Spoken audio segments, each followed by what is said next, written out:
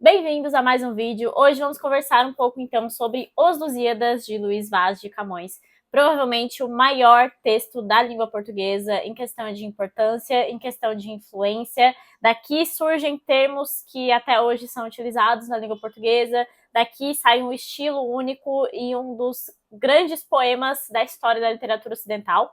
Inclusive é uma das epopeias mais faladas, quando a gente fala mesmo sobre epopeia, quando a gente estuda epopeia, temos aqui um clássico que marca um período específico, que é esse período do Renascimento, um período em que o classicismo é muito retomado, mas com alguns toques de romantismo, já prenunciando o que viria depois. Enfim, temos aqui uma grande obra da literatura e eu quero conversar um pouquinho com vocês. Ele foi objeto de projeto de leitura aqui no canal, então, caso vocês queiram um resumo maior de cada canto, saber um pouco mais sobre a história, eu sugiro que assistam a esses vídeos. Aqui eu pretendo fazer realmente esse apanhado de como foi a minha experiência, especialmente de leitura, e também trazer alguns textos de fortuna crítica que eu encontrei aqui, que são bem interessantes, que falam, então, sobre este grande clássico.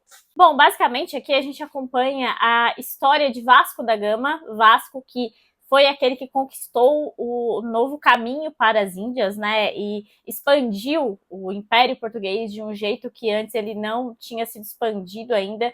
Então a gente tem aqui o início de um grande império marítimo que foi um dos mais importantes do período das grandes navegações, que inclusive vai eclodir no nosso descobrimento, né, e depois na nossa independência com a família real portuguesa. Enfim, é uma história que está muito conectada à nossa história. Eu acho que é por isso que tem assim, uma identificação diferente, sabe? Quando a gente lê um texto como os de Homero, Ilíada, Odisseia, ou a Eneida de Virgílio, a gente sente um pouco mais de distanciamento na cultura daquele povo, na forma com que aquele povo vê as outras coisas. E aqui a gente já tem um pertencimento maior quando a gente vê, né, a cultura cristã que moldou a nossa visão de mundo e a forma com que ele fala aqui sobre a própria pátria. Então tudo isso tem essa questão do pertencimento, da identificação, que muda um pouco essa experiência literária, na minha opinião.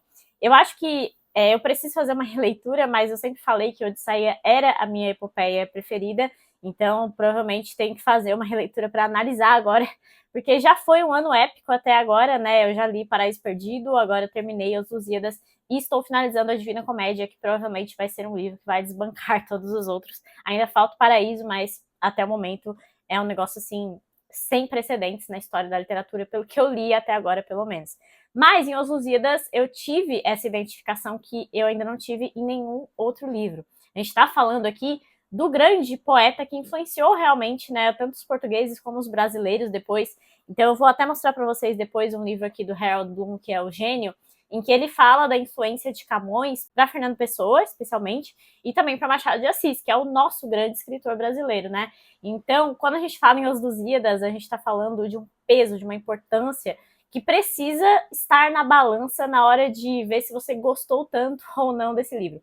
Eu acho que assim, a experiência literária de Os Lusíadas pode não ser tão prazerosa para algumas pessoas. Eu acho que ele não é um livro que é gostoso de ler o tempo inteiro. Ele tem alguns momentos bem descritivos, ele tem alguns momentos assim de enumeração de coisas, e eu acho que isso lembra bastante a Ilíada também. Na Ilíada tem aquela coisa de enumerar nomes e de falar de batalha, do que aconteceu e tudo mais, e aqui a gente tem um pouco disso também. Nessas partes, eu achei o livro um pouquinho mais cansativo, mas quando a gente fala em livros antigos, né, e esse aqui foi um livro publicado em 1572, a gente tem que lembrar que nessa época os livros não eram só diversão, entretenimento, ou uma história sendo narrada para nós, enfim. Esses livros também eram quase que enciclopédias, eram coisas que as pessoas estudavam. Então aqui a gente também tem tratados, né, nesses grandes clássicos, nesses grandes livros, até os romances do século XIX têm isso ainda. E aqui, considerando que a gente está falando de um livro ali do renascimento cultural em Portugal, vai ter muito disso. Então a gente tem muita mitologia greco-romana, com várias referências, vários deuses. Basicamente aqui nós temos Vênus, que é a deusa Afrodite da mitologia grega, intercedendo pelos portugueses, enquanto que o deus Baco, que é o Dionísio da mitologia grega, está tentando impedir que eles cheguem às Índias, justamente porque ele já fez viagens para as Índias e já havia conquistado esse território. nas histórias mitológicas. Então a gente tem uma mistura disso com muito cristianismo, com muito catolicismo, especialmente, porque a gente está falando de um período também em que o Império Português ele tinha essa intenção não só de expandir o território, mas também de vencer os muçulmanos, período de cruzadas e tudo mais. Então tem muito disso aqui, e é interessante como ele vai brincando com isso mesmo, ele vai colocando divindades como se as divindades mitológicas fossem o patamar abaixo do Deus cristão. Então ele interliga tudo isso de uma forma muito interessante. Mas a gente também tem muita astronomia aqui, isso no modelo ptolomaico, que não é o mesmo modelo que hoje a gente adota na ciência, né? Então eles acreditavam que a Terra era fixa e que existiam os céus ao redor dela, onde ficavam os outros planetas. É uma forma de ver o mundo totalmente diferente. A gente também tem aqui um pouco de astrologia, porque ele fala das constelações e do zodíaco. Tem análise sobre isso, inclusive, aqui na internet você acha alguns vídeos mais ligados à astrologia, na análise de Camões. Enfim, tem uma série de coisas, é quase que uma enciclopédia de vários fatos sendo narrados aqui. Mas o ponto principal, e que eu acho mais legal desse livro, é que ele é uma enciclopédia da história de Portugal. E quando a gente fala em história de Portugal, é uma história que faz parte da nossa, né? Quando a gente estuda a história do Brasil, a gente precisa estudar a história de Portugal primeiro. Foi de lá, né, que veio toda a nossa cultura, e especialmente aqui na minha região tem muito dessa cultura, então é algo que eu consigo ver de uma forma bem palpável mesmo, digamos assim. E aqui, quando o Vasco da Gama encontra algumas personalidades, como o rei ali da localidade onde ele passa, né, para chegar às Índias, enfim, ele vai narrar feitos portugueses, ele vai contar a história dos reis de Portugal, desde o início, quando ainda não era um reino propriamente dito, depois tem as várias conquistas. Então, tudo isso é narrado para a gente pelo próprio Vasco da Gama aqui, que é o grande herói dessa epopeia. E também no final, aqui o último canto, basicamente é a deusa Tétis, que é uma divindade marítima, né? Contando para Vasco da Gama o que vai acontecer depois dele. Então a gente também tem essa sequência da história, como se fosse uma visão dessa deusa, quando na verdade já aconteceu, né? Então por isso que Camões está aqui narrando esses fatos. Então a gente tem praticamente um vislumbre inteiro da história de Portugal até a escrita de Os Lusíadas. E isso é muito interessante para a gente aprender um pouco sobre essas figuras, né? Especialmente sobre Dom Sebastião, que era o rei na época, né? Que foi o rei homenageado aqui por Camões. E é muito curioso também pelo fato de que o rei Sebastião foi um rei que sumiu, assim, ele perdeu uma batalha ali na África e ninguém nunca achou o corpo dele. Então, lá depois, quando a gente tem a Guerra de Canudos no Brasil, se tem essa discussão se poderia voltar esse rei, vira o sebastianismo, que é como se esse rei fosse messiânico, assim. E quando esse rei acaba falecendo e sumindo, o próprio Camões vai viver pouquíssimo tempo depois, porque é como se a pátria tivesse acabado também. Porque com a morte desse rei, ele não deixa descendentes, e aí começa a famosa União Ibérica, que a gente estudou também no colégio, né? Que é quando o reino de Portugal se junta ao reino da Espanha. Então, tudo isso é mostrado, é ensinado pra gente aqui por Camões em Os Lusíadas. Fora isso, a gente também tem, é claro, os grandes episódios de Os Lusíadas, que são episódios famosos, episódios que até são estudados em vestibular, vez ou outra, como é o caso do gigante Adamastor, que basicamente o Camões vai contar aqui que o Cabo das Tormentas, que depois se torna o Cabo da Boa Esperança, quando finalmente alguém consegue transpor ele, né, que fica bem no sul da África, ele era um gigante metamorfoseado nessa montanha, porque ele tinha se apaixonado justamente pela deusa Tétis, que também vai ser uma das personagens aqui. Aí ele é transformado nesse gigante. Então o gigante Adamastor é um ponto alto assim de Os Lusíadas, né, uma referência que aparece em muitos lugares. Tem o velho do Restelo, que é um homem extremamente negativo, que quando vê toda a esquadria de Vasco da Gama partindo, ele prevê coisas negativas acontecendo, ele acha que não deveria ser feito daquela forma, enfim, também é um grande episódio. Tem o episódio da Inês de Castro, que é um mito português, assim, na história da monarquia portuguesa mesmo, porque essa foi uma das amantes de um dos reis, o Dom Pedro, que não é o nosso Dom Pedro, apesar de que ele também tinha suas amantes, mas enfim, a gente está falando de outro Dom Pedro aqui, e basicamente ele teria colocado ela como rainha, coroado ela como rainha depois da morte dela, que foi a mando do próprio pai dele. Então é uma história muito interessante, que, claro, tem a sua parte de verdade, a sua parte que meio que vira mito, assim, mas é um grande episódio também. E o ponto alto, assim, para mim, do livro, é a construção da Ilha dos Amores, que é essa alegoria à grande fama, à grande conquista desses portugueses. Então, no final da viagem, quando eles vencem, né, essa viagem até a Índia e voltam para Portugal, eles param na Ilha dos Amores, onde eles vão ser recebidos por uma série de ninfas, por divindades, eles vão desfrutar dessa ilha. Então é um momento, assim, muito bonito, muito bem narrado aqui por Camões. Apesar de, sim, ele ter umas narrações, assim, que são meio com um viés meio sexual, eu diria. Eu não cheguei a analisar a fundo essas coisas, se estuda isso muito a fundo, embora o Harold Bloom também fale sobre isso aqui no texto que eu vou comentar com vocês. Mas, enfim, tem umas descrições que são um pouco mais gráficas em relação, assim, aos outros épicos que eu li, pelo menos, né? Enfim, basicamente, a gente tem isso. A gente tem mitologia grega, história de Portugal, um pouco de astronomia e todos os feitos heróicos e esse grande feito heróico que é o de Vasco da Gama, sendo narrados aqui pelo Camões. Um ponto também que eu queria ressaltar é a dificuldade desse texto aqui, porque, bem, eu li Paraíso Perdido esse ano, né, que eu coloquei, assim, como o primeiro livro dos mais difíceis que eu já tinha lido na minha vida, mas eu acho que Os Lusíadas não está muito longe, porque, de fato, é um livro difícil de pegar o ritmo, sabe? Porque como tem essa coisa mais cantada, né, que é natural do épico, é até indicado que a gente lê em voz alta, que a gente pega esse ritmo e tudo mais, só que com o texto em português, eu achei que eu não sentiria tanta dificuldade, sabe? Só que, na verdade, eu senti mais dificuldade aqui para pegar o ritmo, especialmente nesse início. Mas é muito natural que esses épicos sejam difíceis de pegar o ritmo e depois você acaba conseguindo ler mais rápido. Eu senti isso também com os Lusíadas, então fica aqui esse alerta, caso você já tenha tentado e tenha desistido, prossiga, tente mais vezes, tente continuar essa leitura, porque é uma leitura muito gratificante. Tem textos aqui lindíssimos, é basicamente um dos poemas mais bonitos da história da literatura portuguesa, né, da literatura em língua portuguesa, que também tem a nossa parte aqui, né, a nossa contribuição. E tanto é que foi uma grande influência para Fernando Pessoa, que é outro poeta que escreve muito bem, que escreve lindíssimos textos, né? E até para falar da beleza, eu gosto muito do início dos Lusíadas. E os Lusíadas seguem muito a ordem clássica, né? Então a gente tem uma invocação às musas, tem basicamente um resuminho do que ele vai fazer no poema, depois tem a narrativa propriamente dita, com as intervenções dos deuses. No final tem uma ode aqui de Camões, né, declamando e pedindo que esse texto seja bem avaliado pelos seus futuros leitores, digamos assim. Mas ela começa assim: as armas e os barões assinalados que, da ocidental praia lusitana, por mares nunca dantes navegados, passaram ainda além da Taprobana, em perigos e guerras esforçados, mais do que prometia a força humana, e entre gente remota edificaram um novo reino, que tanto sublimaram.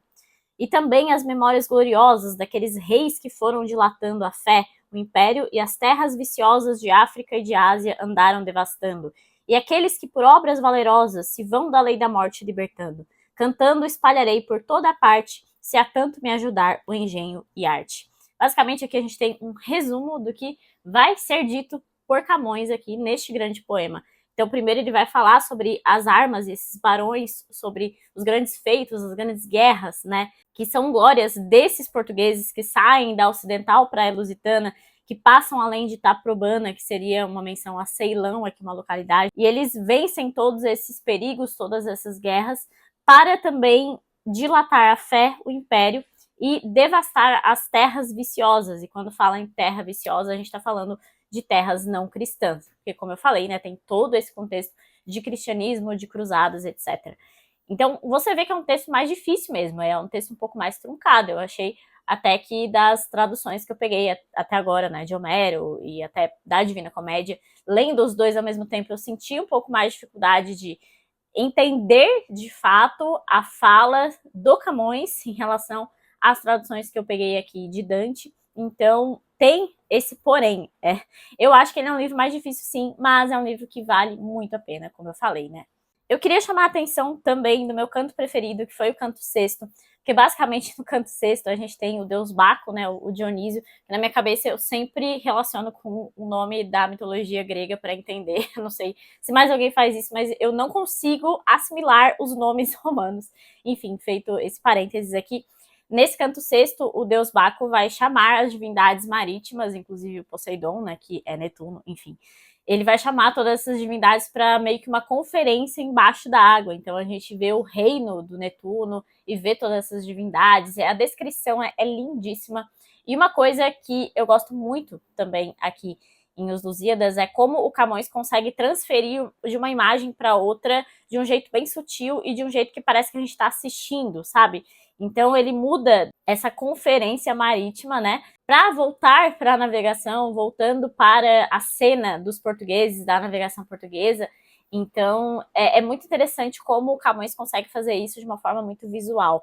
E esses grandes épicos costumam ter mesmo esse foco mais visual, né, e para criar mesmo essa imagem, até porque eram poemas declamados e tudo mais. Mas eu queria ressaltar também esse grande êxito de Camões aqui nesse livro.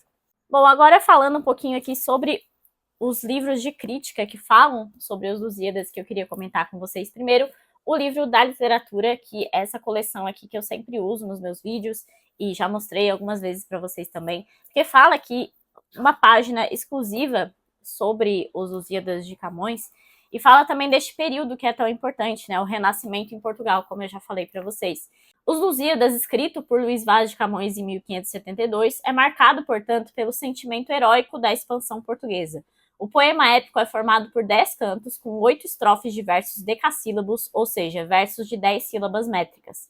Assim como a Odisseia de Homero, é composto de 5 partes: proposição, invocação, dedicatória, narração e epílogo.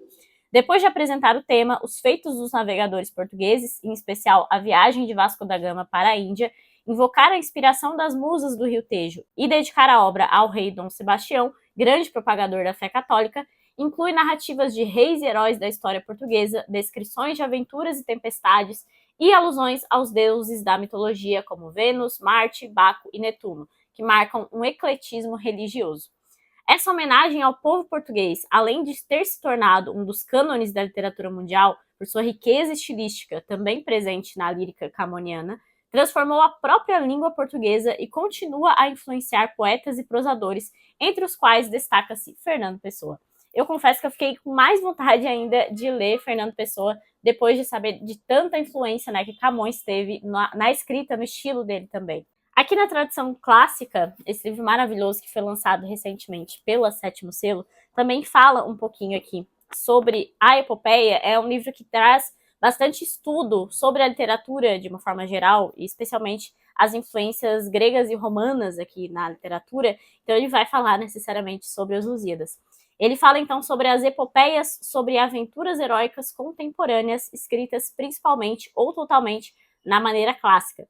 A maior delas é Os Lusíadas, ou seja, os portugueses, filhos de Luso, publicado em 1572 por Luís de Camões. Essa obra conta a história da exploração de Vasco da Gama na África Oriental e nas Índias Orientais. O próprio Camões foi um dos primeiros exploradores do Extremo Oriente. Seu poema é suntuosamente clássico por seu estilo, seus episódios e sua ambientação. E ele explica esse classicismo aqui na nota de rodapé, porque os Lusíadas divide-se em 10 cantos e utiliza a estrofe que Ariosto tornou célebre. A oitava rima, ou seja, 8 versos reais de 11 sílabas com rimas A, B, A, B, A, B, C, C. Luso é o antepassado mítico dos portugueses, cuja terra os romanos conheciam como Lusitânia.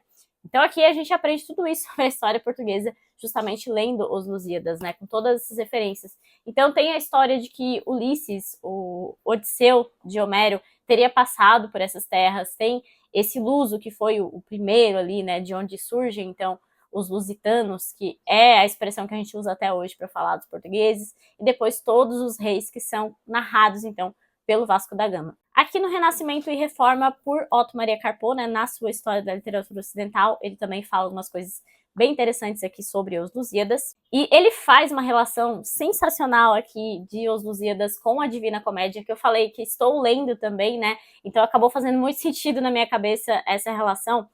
A mitologia greco-romana e a astronomia e cosmografia da Renascença aliam-se em Os Lusíadas, de modo tão perfeito que constituem um sistema cósmico, fechado como o mundo de Dante, composto o inferno das tempestades do oceano, o purgatório das provações sofridas pelo gigante e o paraíso voluptuoso das Ilhas dos Amores. Ou seja, é como se em Os Lusíadas a gente também tivesse inferno, purgatório e paraíso. Porque primeiro eles sofrem muito no mar, eles sofrem com as tentações ali dos deuses, com o deus Baco tentando influenciar na viagem deles.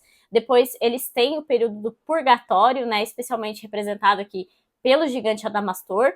E, por fim, o paraíso está justamente no final do livro, com a Ilha dos Amores que eu contei para vocês. Camões conseguiu o que nenhum outro poeta épico de estilo virgiliano logrou alcançar, nem sequer o próprio Virgílio.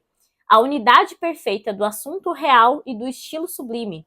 Só os Lusíadas são epopeia nacional e epopeia regular ao mesmo tempo. Que a gente tem, de fato, uma homenagem ao povo português que não se encontra em nenhum outro texto.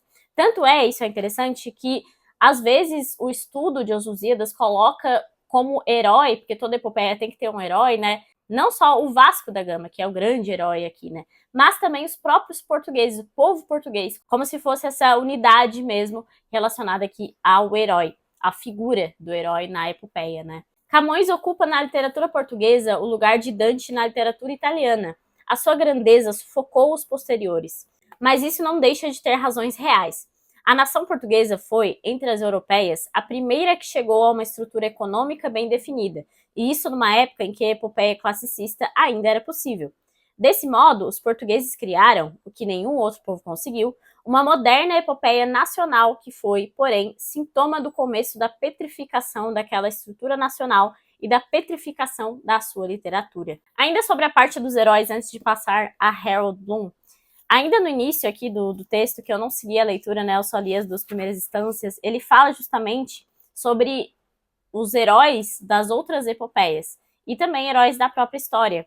Ele fala aqui na terceira instância: cessem do sábio grego e do troiano as navegações grandes que fizeram. Cale-se de Alexandro e de Trajano a fama das vitórias que tiveram. Que eu canto o peito ilustre lusitano, a quem Netuno e Marte obedeceram. Cesse tudo o que a musa antiga canta, que outro valor mais alto se alevanta. Então aqui a gente tem uma própria presunção aqui, no sentido de que Camões está sendo um pouco arrogante até ao dizer aqui que as outras obras épicas da história, ou a própria história mesmo, tem heróis que às vezes fazem parte apenas da literatura ou fazem parte apenas da história. E aqui ele vai contar uma história, vai fazer uma narrativa, mas que inclui heróis reais, como é o próprio Vasco da Gama e os demais, né, do povo lusitano. Então tem esse peso histórico e literário no herói de Os Lusíadas. Isso é muito interessante também de analisar enquanto fator literário mesmo, né? Bom, então agora vamos finalizar aqui com os comentários de Harold Bloom, aqui no livro Gênio, que é um livro difícil de encontrar, mas é um livro sensacional aqui. Bloom é muito pontual em relação aos grandes escritores, e Camões está aqui neste grande livro, inclusive o único brasileiro que está aqui é Machado de Assis. O que Harold Bloom tem a falar é muito interessante, eu ainda não comentei sobre isso aqui no vídeo, mas é interessante de falar também, porque ele fala que Os Lusíadas é o poema épico mais politicamente incorreto que tem. Em um épico nacional mais português do que católico, apesar da suposta religiosidade, o audaz Camões toma emprestado ao Alcorão a noção do enlevo sexual reservado aos guerreiros do Islã no paraíso. Isso porque ele está falando aqui da Ilha dos Amores. A obra Os Lusíadas trava uma batalha tremenda. Poucos poemas começam de modo tão agressivo quanto Os Lusíadas, que fala então, né, do grego e do troiano, como eu comentei agora, que eu fiz a leitura para vocês da estância, que o grego é Ulisses e o troiano é Enéas. Então ele está aqui fazendo um desafio aos outros épicos, né? Vamos ouvir falar de um herói ainda maior, Vasco da Gama, que tem a vantagem imensa de ser uma figura histórica mitificada pelo poeta. E aqui ele vai explicar do ser o livro mais politicamente incorreto, né? Nos dias atuais de pós-colonialismo e orientalismo acadêmico, a nação portuguesa do século XVI é considerada vilã. De certo, eu não gostaria de ter vivido naquele tempo, teriam feito de mim uma fogueira. Mas é preciso manter um mínimo de perspectiva. Os nórdicos e os normandos não têm sido objeto de tais censuras, supostamente por serem mais antigos e por não terem velejado sob a égide da cruz católica. Então aqui ele vai falar sobre precisar ler Os Lusíadas do mesmo jeito que se lê Beowulf, por exemplo. Essa ideia de conquista épica de territórios também, né? Dispensemos o nosso débil idealismo. O mundo descrito por Camões ainda é o nosso.